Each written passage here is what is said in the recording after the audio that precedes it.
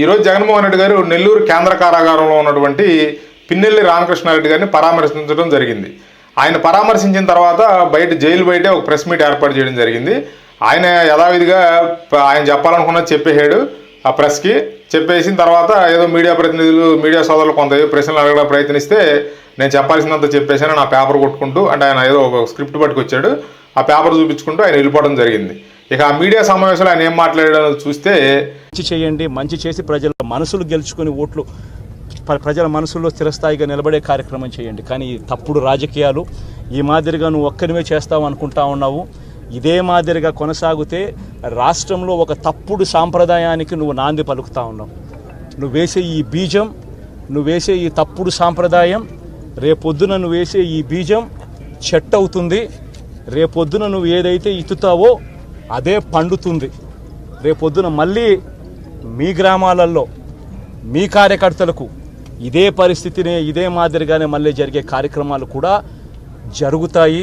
అటువంటి తప్పుడు సాంప్రదాయాలు దయచేసి ఇప్పటికన్నా ఆపండి. నాయకులుగా ఉన్న మనలాంటి వాళ్ళం ఇలాంటివి ప్రోత్సహించకూడదు. ఇలాంటివి ఎవరు తప్పు చేసినా తప్పు అని చెప్పే కార్యక్రమం నాయకులుగా మనం చెయ్యాలి. కానీ దగ్గరుండి ఈ మాదిరిగా ప్రోత్సహించడం అతి దుర్మార్గమైన కార్యక్రమం. దయచేసి దీనికి ఫుల్ స్టాప్ పెట్టే కార్యక్రమం ఖచ్చితంగా చెయ్యండి చంద్రబాబు అని చెప్పి సందర్భంగా మరొక్కసారి చంద్రబాబును ఈసారి హెచ్చరిస్తున్నామని కూడా చెప్తా ఉన్నాం. ఈసారి కోరడం లేదు, హెచ్చరిస్తున్నామని కూడా చెప్తా ఉన్నాం. ఇదే మాదిరిగా జరుగుతూ పోతూ ఉంటే మాత్రం ఎవరైనా కూడా ఊరుకునే కార్యక్రమం జరగదు. రియాక్షన్ అనేది ఖచ్చితంగా ఉంటుందని కూడా చంద్రబాబు నాయుడుకి సందర్భంగా గట్టిగా చెప్తా ఉన్నాం. మరి ఈరోజు 4వ తేదీ నుంచి 4 రోజులు అయింది. చాలా మంది కార్యకర్తలు కూడా ఇబ్బంది పడే పరిస్థితి. కార్యకర్తలను వదిలేసి ఈరోజు భారత రాజ్యాంగ వ్యవస్థని నిర్వీర్యం చేసే విధంగా ఇప్పుడున్న ప్రభుత్వం దాష్టిగాలు చేస్తున్నట్టు, అసలు ఇప్పుడున్న ప్రభుత్వం ఏర్పడి 4 రోజులు కూడా పూర్తి అవ్వలేదు.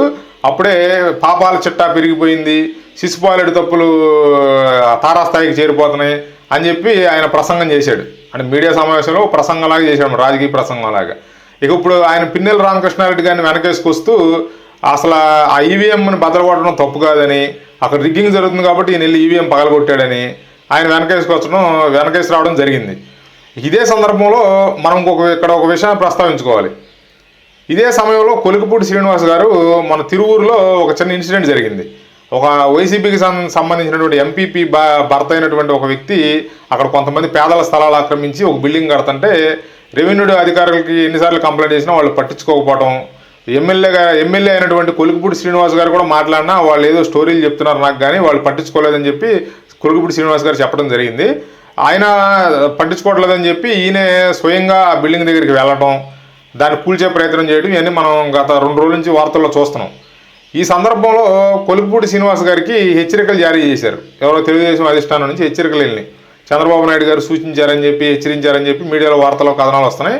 కొలికపూడి శ్రీనివాస్ గారు కూడా ఆ విషయాన్ని ఎలా జరిగింది, ఏం జరిగింది అనేది ప్రజలకు వివరించడం కోసం అన్ని మీడియా ఛానళ్ళకు వచ్చి ఆయన ఎక్స్ప్లెనేషన్ ఇచ్చుకుంటున్నాడు.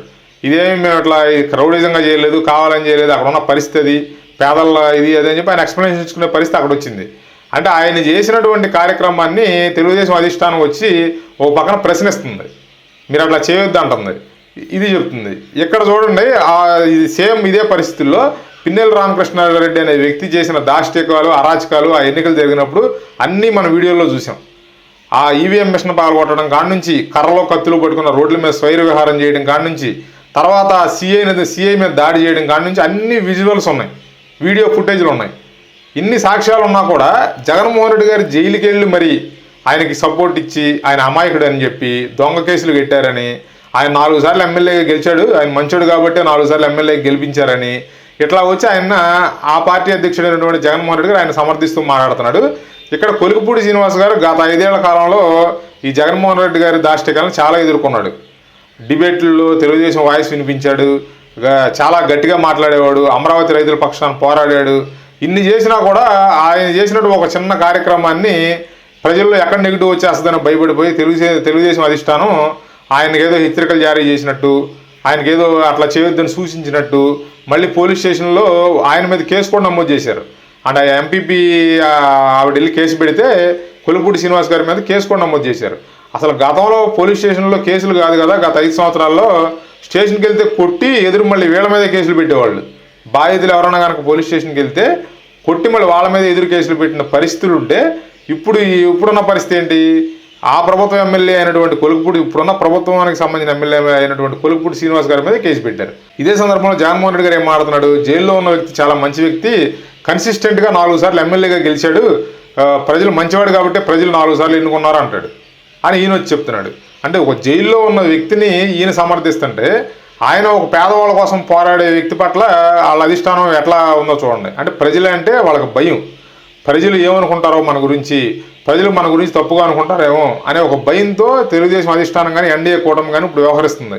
వీళ్ళు ఒక పక్కన వీళ్ళు చూస్తే నేనేం చెప్తే అది ప్రజలు నమ్ముతారు, నేను ఆడిచ్చినట్టు ప్రజలు ఆడతారు, నేను సర్కస్లో రింగ్ మాస్టర్ని, ప్రజలు సర్కస్లో ఉండే జంతువులు లాంటి వాళ్ళు, నేను ఎట్లా చెప్తే అట్లా ఆడతారనే ఉద్దేశంలో జగన్మోహన్ రెడ్డి గారు ఉన్నట్లు కనపడుతుంది. అంటే ఈయన వచ్చి ఎంత ఇలాంటి పరిస్థితుల్లో కూడా వచ్చి ఇంకా ఆయన పిన్నెల్లి రామకృష్ణారెడ్డి వెనకేసుకొస్తూ, సరే అండి ఇప్పుడు అతను ఆ పార్టీ నాయకుడు, వెళ్ళాలి, జైలుకి వెళ్ళాలి, అతను పరామర్శించుకోవాలి, వెళ్ళిపోతే పద్ధతిగా ఉంటుంది.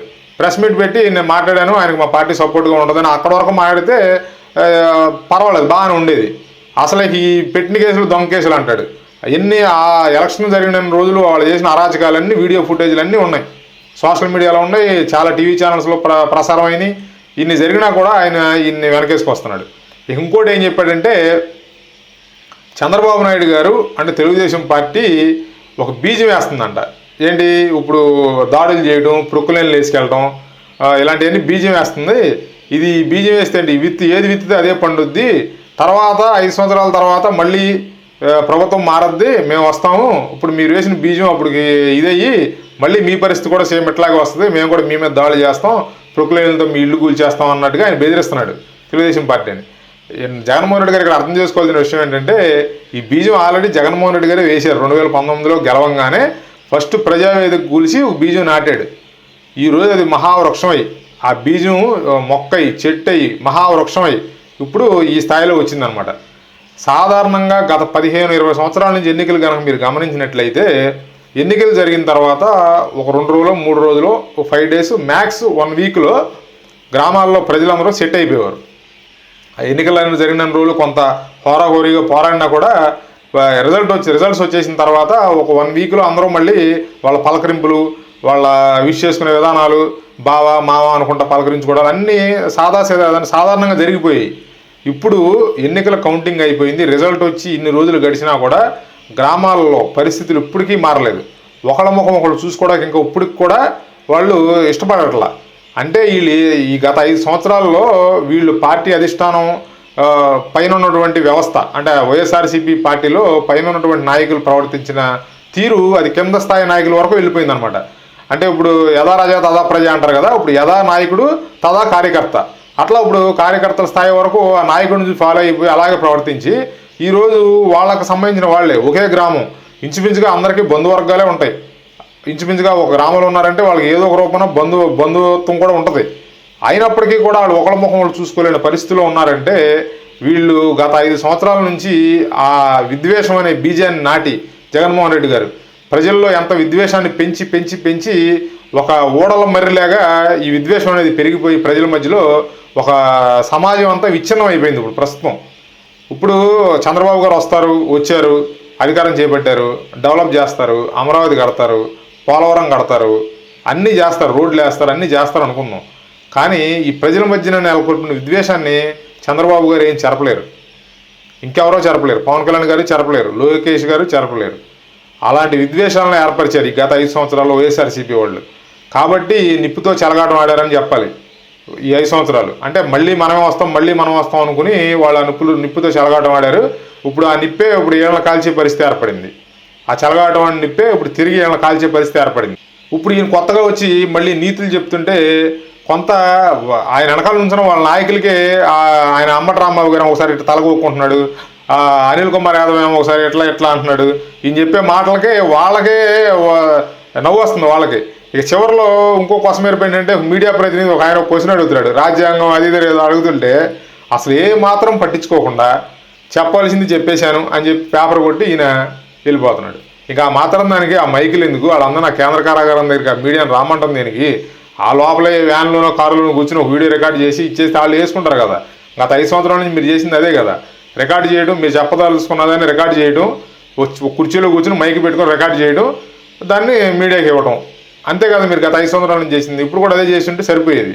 దానికి మళ్ళీ ఆ మీడియా ప్రతినిధులందరూ అక్కడ రప్పించి వాళ్ళందరూ మైకులు పట్టుకుని ఎగబడుకుంటా నానా ఇబ్బందులు పడాలి. మీకు మైకులు పెడితే మీరు మాట్లాడాలనుకున్నది ఏదో మాట్లాడేసి వన్ సైడ్గా వాళ్ళు అడిగే క్వశ్చన్కి ఆన్సర్ చేయండి. ఒక 5 నిమిషాలు వెయిట్ చేయండి, నుంచోండి, 4 క్వశ్చన్లు అడుగుతారు, సమాధానం చెప్పండి. మీ దగ్గర సబ్జెక్ట్ ఉంటే మీడియా ప్రతినిధులు అడిగే ప్రశ్నకు సమాధానం చెప్పండి. అప్పుడు ప్రజల మీద మీ మీద ప్రజలు మీరు చెప్పేది నమ్ముతారు. మీరు చెప్పాలనుకున్నది మీరు చెప్పేసి వెళ్ళిపోతే అది ఎట్లా నిజం అవుతుంది చెప్పండి? ప్రశ్నించే అవకాశం మీడియాకి ఇవ్వాలి కదా. ఇచ్చినప్పుడే కదా మీరు చెప్పే దాంట్లో సబ్జెక్ట్ ఉందా, మీ దగ్గర సబ్జెక్ట్ ఉందా లేదని అర్థం అవుద్ది ప్రజలకి. ఎవరో రాయించింది పట్టుకొచ్చి చదివేస్తే అది ఎట్లా ఒప్పు అవుతుంది అది? ఇప్పుడు నా ఉద్దేశం ఏంటంటే ఈ వీడియోలో నేను చెప్పదలుచుకున్నది ఏంటంటే, ఒక పక్కన కొలుకుపూడి శ్రీనివాస్ గారి ఇష్యూలో చంద్రబాబు గారు ప్రభుత్వం స్పందించిన తీరు ఎట్లా ఉందో చూడండి. ఇదే పిన్నెల రామకృష్ణారెడ్డి, జైల్లో ఉన్నటువంటి పిన్నెల రామకృష్ణారెడ్డి వ్యవహారంలో జగన్మోహన్ రెడ్డి గారు స్పందించిన తీరు ఎట్లా ఉందో చూడండి.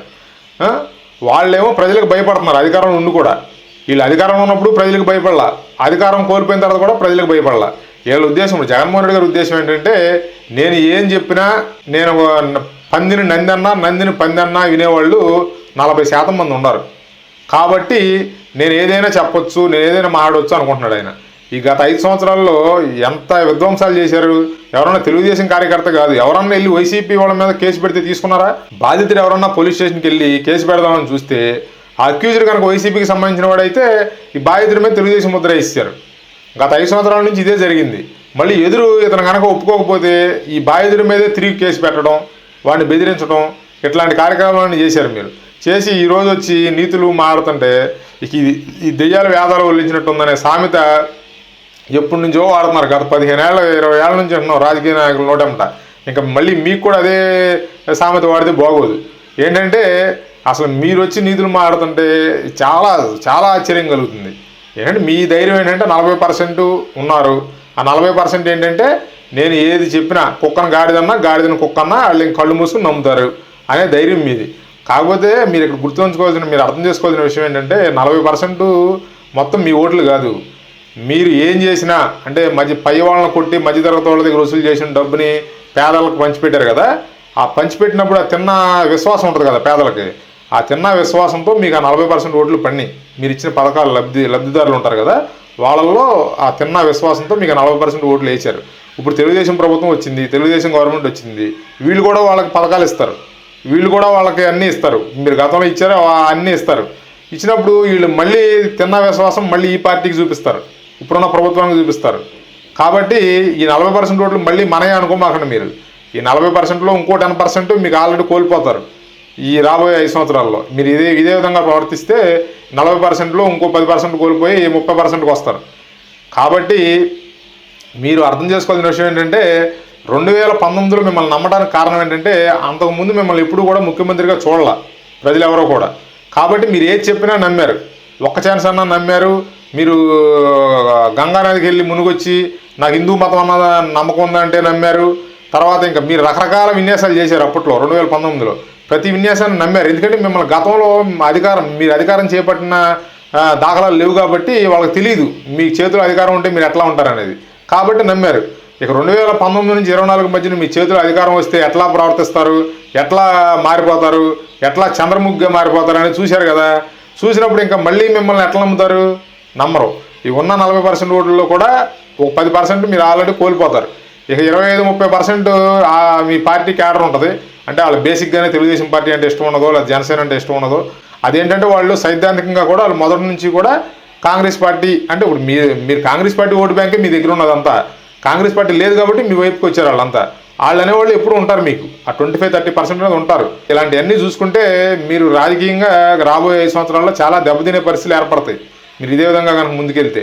కాబట్టి కొంత ఇప్పటికైనా జగన్మోహన్ రెడ్డి గారు ప్రజలను మరీ అంత అమాయకులుగా భావించొద్దని, ప్రజలు మరీ అంత వెర్రిపప్పల్లాగా తీసుకోవద్దని ప్రజల్ని, నేను ఏదంటే అదే చెల్లుబాటు అవుద్దని అనుకుంటే కరెక్ట్ కాదనేది నా ఉద్దేశం.